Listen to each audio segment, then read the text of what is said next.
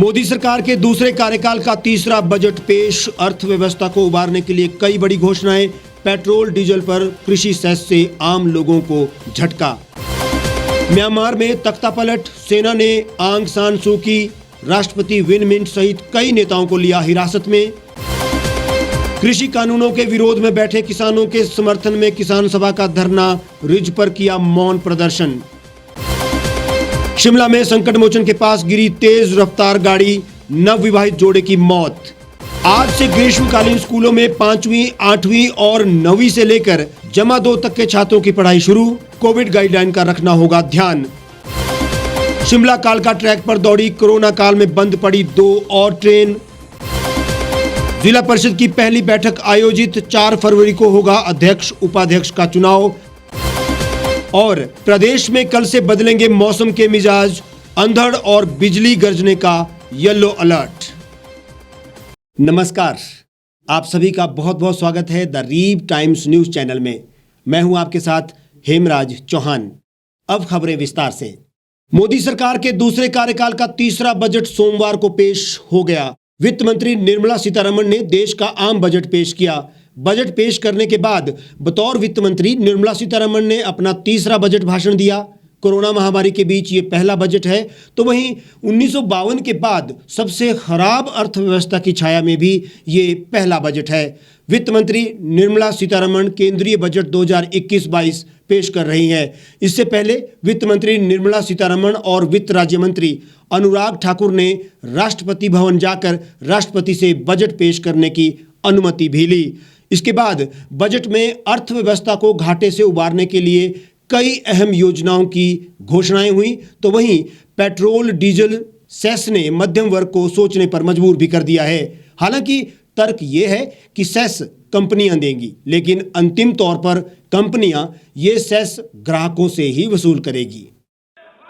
Honorable Speaker, the preparation of this budget was undertaken in circumstances like never before.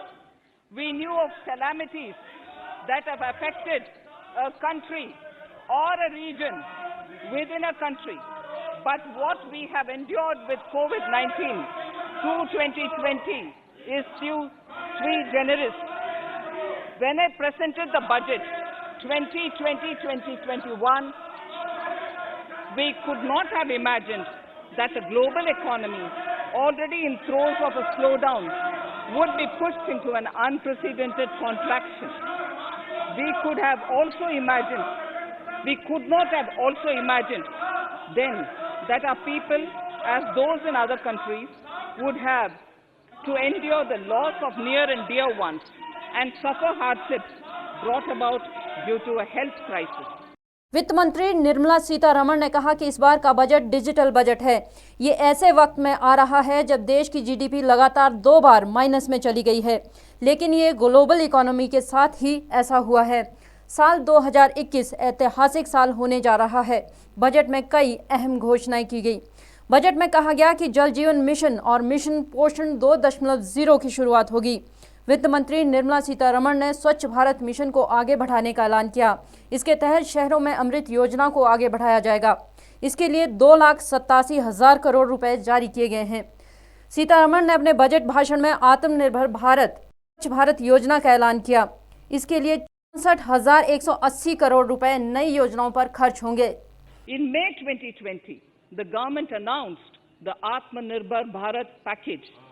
To sustain the recovery further into the year, we also rolled out 2 more Atmanirbhar packages, 2 and 3. Total financial impact of all the Atmanirbhar Bharat packages, including measures taken by the RBI, was estimated to be about 27.1 lakh crores, which amounts to more than 13% of our GDP. Part A. In Part A, I wish to lay a vision for Atmanirbhar Bharat. Atmanirbhar Bharat or Atmanirbharta is not a new idea. Ancient India was largely self-reliant and equally a business epicenter of the world. Atmanirbhar Bharat is an expression of the 130 crore Indians who have full confidence in their capabilities and skills. We are already part of international groupings such as the G20 and the BRICS, the Coalition for Disaster Resilient Infrastructure, and the International Solar Alliance are realities today due to India's efforts. The proposals in Part A will further strengthen the Sankalp of Nation First, doubling farmers' income, strong infrastructure, healthy India, good governance, opportunities for youth, education for all, women empowerment, and inclusive development, among others. Amrit Mahotsav of 2022, on the 75th year of our independence, they too resonate with the vision of Atmanirbharta. The budget proposals for 21-22 rest on 6 pillars: health and well-being, physical and financial capital and infrastructure, inclusive development for aspirational India, reinvigorating human capital, innovation and R&D, and a 6th, minimum government and maximum governance. I would like to say that the investment on health infrastructure in this budget has increased substantially. Progressively, as institutions absorb more, we shall commit more. Taking a holistic approach to health, we focus on strengthening 3 areas: preventive, curative, and well-being. Health systems. A new centrally sponsored scheme, PM Atmanirbhar Swasth Bharat Yojana, will be launched with an outlay of about 64,180 crores over 6 years.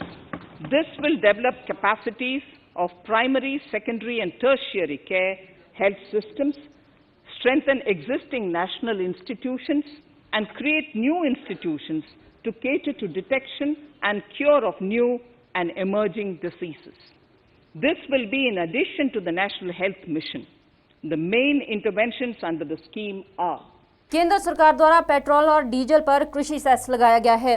Diesel पर 4 और petrol पर 2.5 रुपए cess देना होगा। हालांकि कहा जा रहा है कि ये सेस कंपनियों को देना होगा और आम लोगों पर इसका कोई असर नहीं पड़ेगा। वहीं कॉपर और स्टील में ड्यूटी को घटाया गया है। सोने चांदी की कस्टम ड्यूटी को घटाया गया है। विदेश से कपड़ों का इंपोर्ट अब महंगा होगा। कॉटन पर 10% ड्यूटी बढ़ाई जाएगी। कुछ लेदर उत्पाद कस्टम ड्यूटी से बाहर कर दिए गए हैं। इनकम टैक्स के सेक्शन 80 EA के तहत अब छूट को 31 मार्च 2022 तक लिए गए लोन पर लागू किया जाएगा। इलेक्ट्रॉनिक सामान महंगा होगा। मोबाइल और उसके चार्जर भी महंगे होंगे। स्टील और लोहे उत्पाद सस्ते होंगे। मोबाइल उपकरण पर कस्टम ड्यूटी का 2.5% लगेगा। 75 साल से ज्यादा वरिष्ठ नागरिकों को ITR भरने की आवश्यकता अब नहीं होगी। Relief to senior citizens. I begin my direct tax proposals by offering my pranam to our senior citizens. Many of them, despite having foregone several basic necessities of their own, have strived to build our nation. Now, in the 75th year of independence of our country, when we continue our endeavor with renewed vigor, we shall reduce compliance burden on our senior citizens who are 75 years of age and above. For senior citizens who only have pension and interest income, I propose exemption from filing their income tax returns.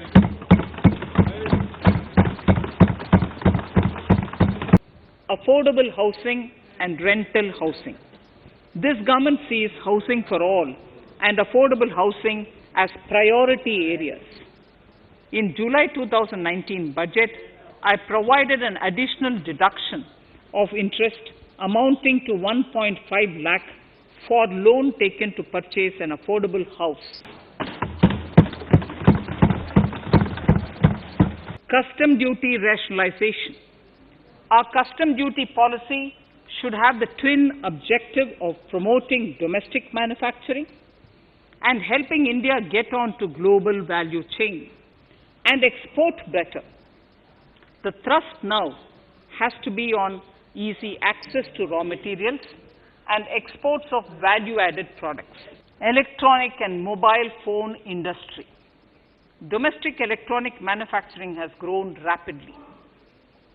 We are now exporting items like mobiles and chargers. For greater domestic value addition, we are withdrawing a few exemptions on part of chargers and sub-parts of mobiles.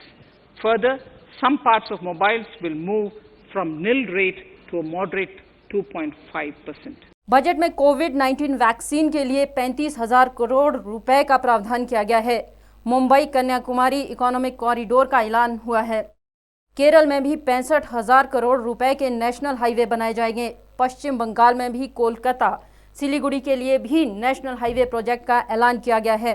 अगले साल 8,500 kilometre के road project तैयार होंगे। New space India limited इस बार PSLV CS51 को launch करेगा। Gaganyaan mission का मानव रहित पहला लॉन्च इसी साल दिसंबर में होगा। इसके अलावा 100 नए सैनिक स्कूल खोलने और अगली जनगणना की प्रक्रिया डिजिटल करने, प्रवासी मजदूरों के लिए पोर्टल बनाने, 7 साल में किसानों से खरीद दुगनी करने समेत जम्मू कश्मीर में गैस पाइपलाइन शुरू करने और 2023 तक नई रेलवे प्रणाली बनाने समेत कई बड़ी घोषणा इस बजट में की गई है। The national education policy announced recently has had good reception. 100 new Sainik schools will be set up in partnership with NGOs, private schools and states.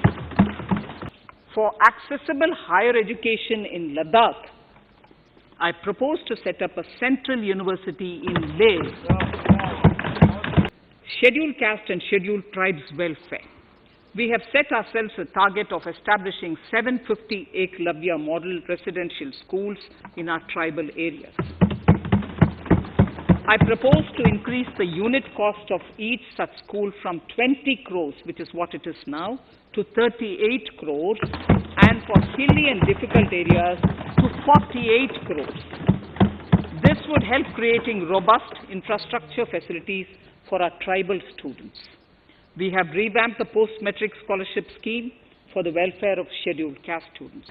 We have launched the One Nation, One Ration card scheme through which beneficiaries can claim their rations anywhere in the country. इधर हिमाचल के मुख्यमंत्री जयराम ठाकुर ने budget की सराहना करते हुए इस budget को आम जन के हित में बताया है। मैं सबसे पहले तो आदरणीय प्रधानमंत्री जी को बधाई देता हूं, वित्त मंत्री निर्मला सीतारमण जी को और राज्य वित्त मंत्री श्री अनुराग ठाकुर जी को भी बहुत बहुत बधाई देता हूं। कोविड के इतने बड़े संकट के बावजूद भी एक बहुत ही बेहतरीन बजट आज भारत का लोकसभा में प्रस्तुत हुआ है और विषम परिस्थितियों में भी यह बजट जो है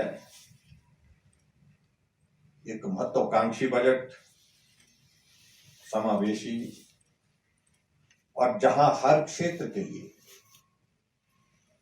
विकास की नई उम्मीद का ठोस आधार दिया गया। और सबसे बड़ी बात तो यह है कि बजट प्रस्तुत होने के तुरंत पश्चात जिस बजट का सीधा इम्पैक्ट जो सेंसेक्स पर पड़ता है उसमें एकदम उछाल आया है, तेजी आई है और थोड़ी नहीं वो बहुत बड़ी लगभग 2000 पॉइंट्स की जो है एकदम तेजी सेंसेक्स में देखी गई है। वो एक सीधा सा एक संदेश देता है कि यह बजट स्वागत योग्य है और इस बजट से देश को एक बहुत बड़ी विकास की एक उम्मीद जो है वो साकार होने जा रही है। और मैं इस बात को भी कह सकता हूं कि भारत का यह बजट आत्मविश्वास के साथ भरा हुआ बजट है। अगर हम इस बात को लेकर के कहें कि आने वाले समय में भी एक बहुत बड़ी उम्मीद इस देश को इस बजट से हुई है और यह भी माना जा रहा है कि IMF में जो हमारा GDP का जो ग्रोथ का आने वाले समय में 11.5% जो है उसमें ग्रोथ की जो है वो उम्मीद की जा रही है, जो कि आजाद भारत के इतिहास में शायद सबसे बड़ी ग्रोथ होगी। बजट 2021-22 का जो हमारे समक्ष प्रस्तुत किया, मैं हिमाचल प्रदेश सरकार की ओर से, हिमाचल प्रदेश की जनता की ओर से इस बजट का अभिनंदन करता हूं और स्वागत करता हूं। म्यांमार में एक बार फिर से तख्ता पलट की आशंका तेज हो गई है। सेना ने सोमवार को बड़ी कार्रवाई करते हुए प्रमुख नेता आंग सान सू की, राष्ट्रपति विन मिंट और सत्तारूढ़ पार्टी के कई अन्य वरिष्ठ नेताओं को हिरासत में ले लिया है। सत्तारूढ़ party national league for democracy के प्रवक्ता ने इस सैन्य कार्रवाई की जानकारी दी है। उन्होंने पार्टी सपोर्टर से शांति बनाए रखने की अपील करते हुए कहा कि कानून विरुद्ध कोई कदम ना उठाए।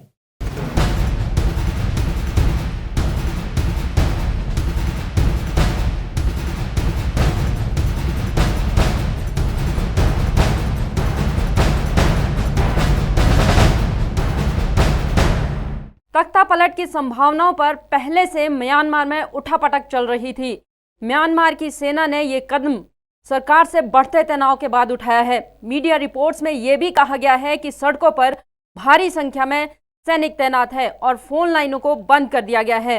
एनएलडी के प्रवक्ता म्यो न्यूट ने न्यूज एजेंसी रॉयटर को बताया कि आंग सान सू की, राष्ट्रपति और पार्टी के अन्य वरिष्ठ नेताओं को सेना ने सोमवार अल सुबह छापेमारी के बाद हिरासत में ले लिया। Senior General Min Aung Hlaing is making the NLD scared and making the people scared. His main intention is to extend his senior general position. म्यो ने कहा कि उन्हें भी जल्द ही हिरासत में लिया जा सकता है। सैन्य कार्रवाई के बीच सोमवार सुबह से ही राजधानी में फोन लाइन काम नहीं कर रही है। इसके अलावा मीडिया संगठनों को भी ब्रॉडकास्ट में कई तरह की परेशानियों का सामना करना पड़ रहा है। बता दें कि देश के चुनाव में नोबेल शांति पुरस्कार विजेता आंग सान सू की पार्टी एनएलडी की जबरदस्त जीत के बाद आज से म्यांमार की संसद शुरू होने वाली थी। सेना पार्टी की इस जीत से नाराज चल रही थी। इस संबंध में सेना की तरफ से हालांकि अभी कोई बयान नहीं आया है। वहीं यंगून शहर में हर तरफ सेना को तैनात कर दिया गया है। इससे पहले तख्ता पलट की साजिश पर अपना रुख साफ करते हुए सेना ने कहा था कि वो संविधान की रक्षा करेगी और कानून के मुताबिक ही काम करेगी। हालांकि अब उसकी कार्रवाई से लग रहा है कि म्यांमार में तख्ता पलट होना तय है। गौरतलब है कि म्यांमार में 1962 में तख्ता पलट किया गया था, जिसके बाद 49 साल तक सेना का वहां शासन रहा।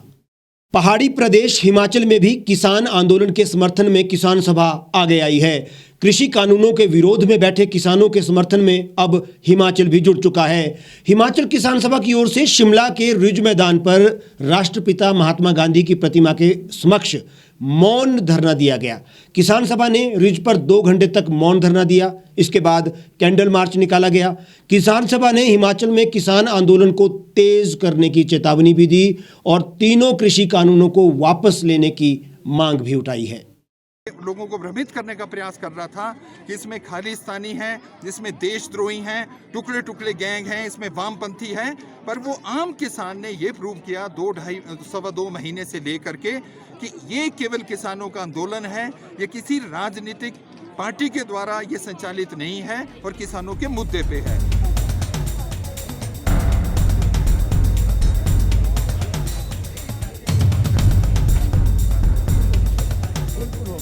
जो बीजेपी और आरएसएस के लोगों से जो अटैक कराया धरने के ऊपर, तो उन्होंने सोचा था कि डर के मारे शायद यहाँ से किसान चला जाएगा।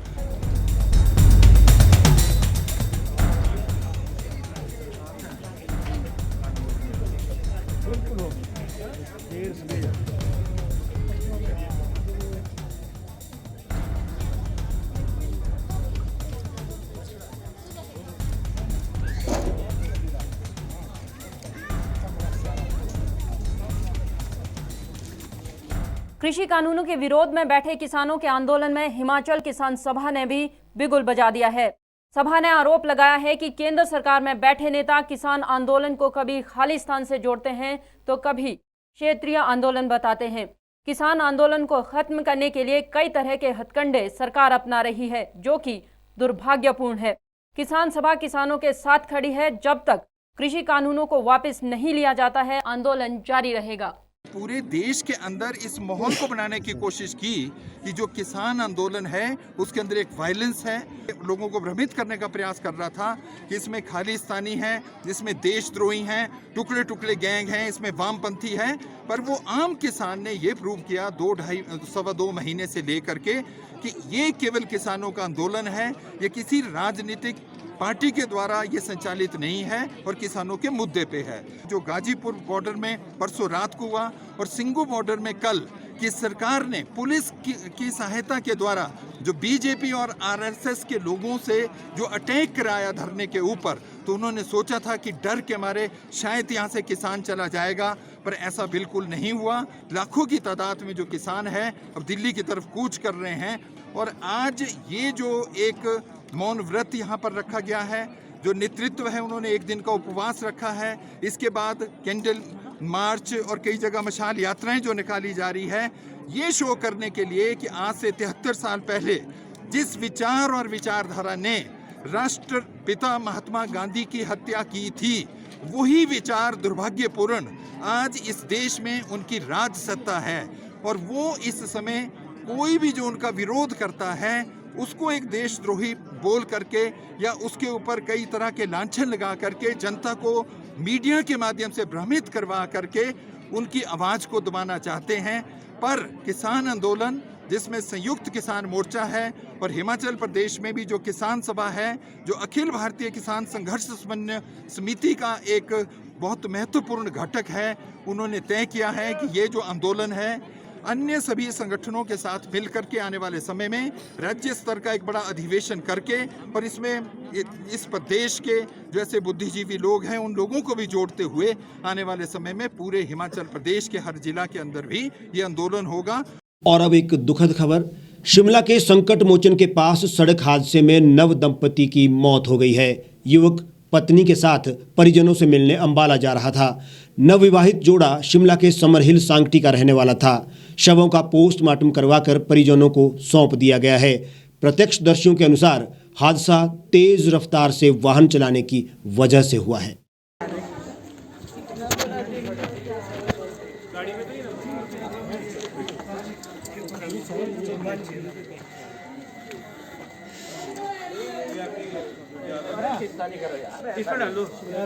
सामने गाड़ी ऊपर से सड़क से नेशनल हाईवे से नीचे गिरी, जो कि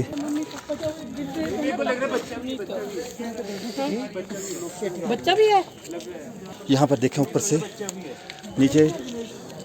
और तो नहीं कुछ भी, और भी है, वो नहीं है। शिमला में संकट मोचन के पास तेज रफ्तार कार से सड़क हादसा हो गया, जिसमें नव दंपति की मौत हो गई। नवविवाहित जोड़ा शादी के बाद पहली बार परिजनों से मिलने अंबाला जा रहा था। बताया जा रहा है कि तुलसी हाउस आर्मी कॉटेज समरहिल निवासी 32 वर्षीय दीपक कुमार अपनी पत्नी शिवानी के साथ अपनी कार अंबाला स्थित पत्नी के परिजनों के पास जा रहे थे। जैसे ही ये संकट मोचन के पास पहुंचे तो अचानक दीपक अपनी कार पर नियंत्रण खो बैठा, जिसके बाद कार पहले एक खड़ी कार से टकराई। इसके बाद महावीर घाटी के पास लिंक रोड पर आकर गिर गई।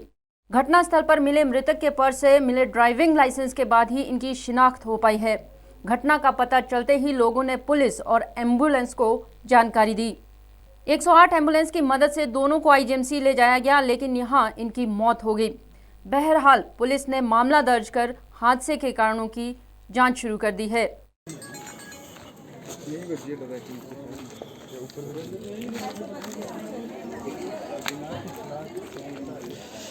खून लथापथ सड़क के किनारे बिल्कुल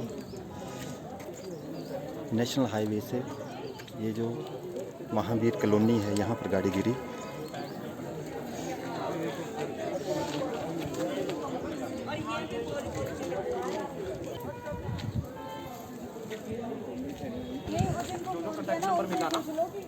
क्योंकि अपना जो फोन है इनका उधर टूट गया है, तो उसमें कोई नंबर नहीं निकल रहा। अच्छा हाँ उधर टूट गया। बच्चा था कोई, तो फिर वो भी वो घर से कौन कौन निकला, फिर तब ढूंढो ना। ऐसे ये भी बेचारे न्यूज़ के चक्कर नहीं, उनको बोल दिया कि इनके घर वालों को इन्फॉर्म करो, पता करो कौन कौन है। मैं वही कह रही हूँ ना कि उससे पता चले कि क्या है। बताया जा रहा है कि मृतक दीपक कुमार का समर हिल में अपना एक ड्राइविंग स्कूल भी है, जहां वो ड्राइविंग सिखाता था। 2 माह पहले ही इनकी शादी हुई थी। बहरहाल पुलिस ने मामला दर्ज कर लिया है। हादसे के कारणों की जांच की जा रही है। सोमवार से ग्रीष्मकालीन स्कूलों में 5वीं, 8वीं और 9वीं से लेकर जमा 2 तक के छात्रों की पढ़ाई होगी। हालांकि मंडी जिला के सरकाघाट उपमंडल के सभी सरकारी स्कूल बंद रहेंगे। इसके अलावा तमाम गर्मियों के स्कूलों में कोविड की जारी गाइडलाइन को देखते हुए सोमवार से कक्षाएं शुरू हो गई हैं। आज से जो समर क्लोजिंग स्कूल्स थे उनकी ओपनिंग हुई है। निदेशक उच्चतर शिक्षा डॉक्टर अमरजीत शर्मा ने कहा कि शिक्षा विभाग की ओर से जारी नए आदेशों में कहा गया है कि स्कूल प्रिंसिपल अपने लेवल पर कोई भी फैसला ले सकते हैं। इसके अलावा अगर किसी स्कूल में शिक्षक कोरोना पॉजिटिव आते हैं तो ऐसे में स्कूल प्रबंधन ही बड़ा फैसला ले सकते हैं कि स्कूलों को बंद रखना है या नहीं। उन्होंने कहा कि स्कूलों में छात्रों को सुबह किस समय बुलाना है ये भी प्रिंसिपल तय करेंगे। शिक्षा विभाग ने साफ किया कि जिन स्कूलों में छात्रों की संख्या ज़्यादा है वहां पर प्रिंसिपल अलग अलग टाइमिंग बनाएंगे। इसके साथ ही कॉलेजों की अगर बात करें तो प्रदेश में 8 फरवरी के बाद कॉलेज भी खुल जाएंगे। मौजूदा समय में प्रदेश के सरकारी कॉलेजों में 6 फरवरी तक अवकाश है। आज से जो समर क्लोजिंग स्कूल्स थे उनकी ओपनिंग हुई है सभी स्टूडेंट्स के लिए और सभी टीचर्स के लिए। वैसे तो समर क्लोजिंग स्कूल्स में हमारे टीचर्स 27 तारीख से लगातार आ रहे थे, लेकिन एक जो घटना सरकाघाट डिवीज़न में हुई है तो सरकाघाट सब डिवीज़न के सभी स्कूल्स को हमने स्टूडेंट्स के लिए 7 दिनों के लिए फ़िलहाल बंद रखा है। बाकी पूरे प्रदेश में स्टूडेंट्स अपने अपने स्कूलों में आज से आ रहे हैं और ऐसी रिपोर्ट आई है कि बिल्कुल सही तरीके से जो SOPs थे उनको फॉलो करते हुए सारे हमारे प्रिंसिपल्स ने, हेडमास्टर्स ने और टीचर्स ने एक ऐसी व्यवस्था बनाई है जिसमें सभी हमारे स्टूडेंट जो हैं वो सेफ रहें और अच्छी तरह से वो पढ़ाई करें। सर अगर सत्र की बात की जाए तो कितने सत्र में जो ये क्लासें लगेगी और कौन सी क्लास से कहाँ तक जो ये क्लासें बच्चे आ रहे हैं? अभी तक हमारी प्रायोरिटी जो बोर्ड की क्लासेस थी उनकी प्रायोरिटी थी कि जैसे 10th और 12th की क्लास है, इन क्लासेस के लिए सीनियर सेकेंडरी स्कूल्स में वो हमने डायरेक्शन दी है और प्रिंसिपल्स को ऑथराइज किया है कि जहाँ पर बहुत ज़्यादा स्ट्रेंथ है तो वहाँ पर वो इसको मॉर्निंग इवनिंग उसमें भी डिवाइड कर सकते हैं सेशन में।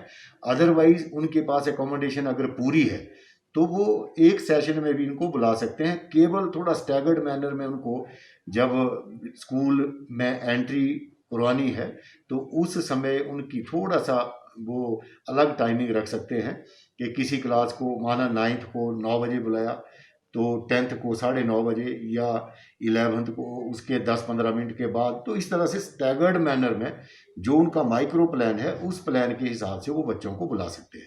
सर अगर कॉलेज की बात की जाए तो जो कॉलेज है वो कब से खुलने जा रहे हैं? हाँ, कॉलेज बेसिकली तो 5 तारीख तक उनको छुट्टियां थी, लेकिन उसके बाद अब 8 तारीख से कॉलेजेस दोबारा जो बच्चों के लिए और सभी टीचर्स के लिए वो खुल रहे हैं पूरे स्टेट में। शिक्षा विभाग ने निर्देश दिए हैं कि पूरी सैनिटाइजेशन का भी छात्रों को ध्यान रखना होगा। इसके साथ ही पुरानी कोविड की गाइडलाइन को ध्यान में रखते हुए छात्रों को मास्क, थर्मल स्कैनिंग के साथ छात्रों और शिक्षकों को एंट्री दिए जाने के निर्देश भी दिए गए हैं। कालका शिमला ट्रैक पर रेल यात्रियों की सुविधा के लिए कोरोना काल में बंद पड़ी 2 स्पेशल ट्रेन फिर से शुरू कर दी गई है। अब इस ट्रैक पर 5 ट्रेन दौड़ना शुरू हो गई है। ट्रेन नंबर 04527 कालका शिमला शिवालिक एक्सप्रेस स्पेशल कालका से सुबह 5:45 पर प्रस्थान कर आज सुबह 10:25 पर शिमला पहुंची। वापसी 04528 शिमला कालका शिवालिक एक्सप्रेस भी आज शिमला से 5:55 पर प्रस्थान कर रात्रि 10:30 पर कालका पहुंचेगी। मार्ग में ये विशेष ट्रेन बडोग स्टेशन पर ठहरेगी। अब आज 1 फरवरी से 2 पेयर और रेलवे द्वारा शुरू किए गए हैं।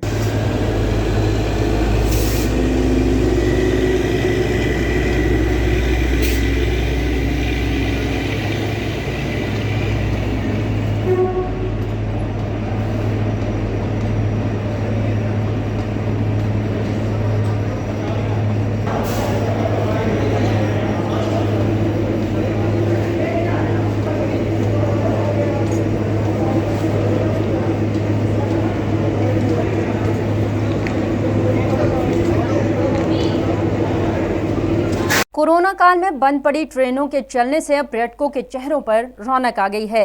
ट्रेन नंबर 04529 कालका शिमला एक्सप्रेस स्पेशल कालका से सुबह 6:20 पर चलने के बाद सुबह 11:35 पर शिमला, वापसी में ट्रेन नंबर 04530 शिमला कालका एक्सप्रेस शिमला से शाम 6:35 पर प्रस्थान कर उसी दिन रात्रि 11:35 पर कालका पहुंचेगी।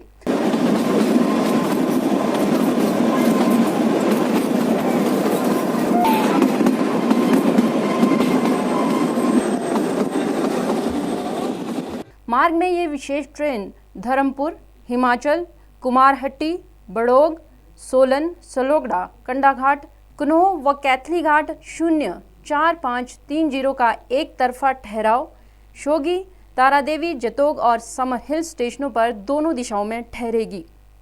अब सिर्फ पैसेंजर ट्रेन इस ट्रैक पर चलना बाकी है। स्पेशल ट्रेन ही अभी चलाई गई है क्योंकि अभी सिर्फ बुकिंग पर ही सीट मिल रही है।